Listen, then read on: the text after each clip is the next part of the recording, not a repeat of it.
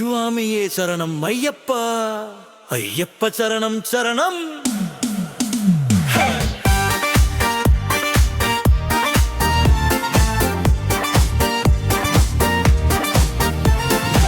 சுவாமியே சரணம் ஐயப்பா, அருளை தரும் தர்ம சாசுத்தா, புலிப்பாடி வந்த பணபொருளே, பம்பை நதி மணிகண்டா சரணம். அருவமி நதி கரையில் பிரகாசமான பாப்பாய் வந்து தோன்றினாய் சரணம். மோகினி வடிவில் விஷ்ணு வந்த போது சிவனருள் சேர்ந்து உன் சக்தி பிறந்ததே. இருதேவரின் சங்கமலிங்க பிள்ளையாய் எங்க இடத்தில் ஒளி வீசினாய் மணிகண்டா. கழுத்தணிந்த மணி ஒல்லி பாடமாய் அரண்மனையில் அதிசயங்கள் செய்தாய். ஞானமிக்க பார்வையால் உலகம் உன்னை தெய்வமே என்று ஏற்றது ஐயப்பா.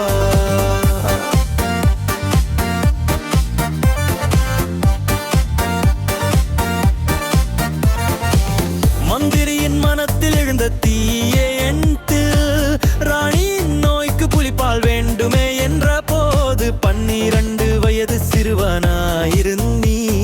நான் சென்று கொண்டு வரேனம்மா என சொன்னாய்.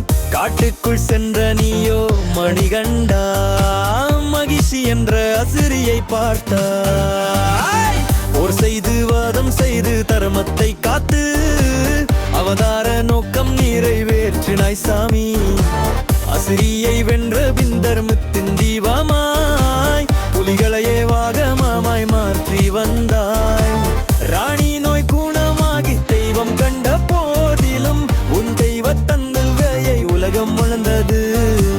அந்த மகிழ்ச்சி அழிக்கத்தான் அவதாரம் என்ற உண்மை வெளிப்பட்டது சாமி. தர்மத்தின் உருவப்பாய் தோன்றிய உன்னை ஐஹர புத்ரா என வாழ்த்தினோம் ஐயப்பா.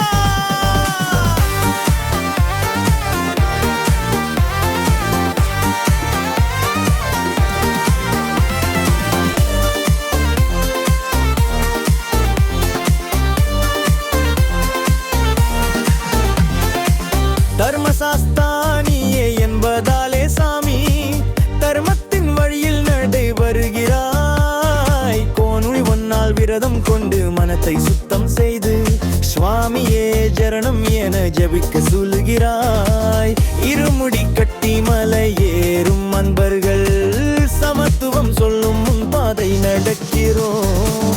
அன்னதானம் அன்பு அமைதி தரமணி கைந்த சபரிமலை வழி எங்கள் வாழ்வை தூய்மையாகும். மகர ஜோதியின் வெளிச்சம் வானில் தோன்றும் போது மில்லியன் கணக்கில் பக்தர் கண்ணீர் விடுவாள். பொன்னின் விளக்காய் நீ தரிசனம் தரும் தருணம் அந்த நொடியே வாழ்வின் புண்ணியம் பாயிகா. கண்ணீர் வடித்தாலும் உள்ளழோ நிறைவாகும். கை உயர்த்தி சரணம் சொல்லும் வருணமே. பம்பை நதிக்கரையில் பிறந்த துளிவர் வலியண்டா.